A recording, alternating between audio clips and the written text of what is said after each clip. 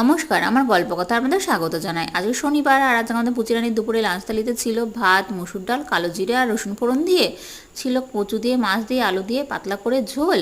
এখানে ছিল টক দই, আর ছিল মুসুর ডালের বড়ির চাটনি। এটা বাড়িতেই বানানো বড়ি। আর পুচি বসে ম্যাগনেট নিয়ে খেলা করছে, ওর দাদার ম্যাগনেট, আর বলছে না দিলে পর আমি খাবো না। সে জেদ করে বসেছে, তাই ম্যাগনেট নিয়ে খেলা করছে আর ভাত খাচ্ছে তখন।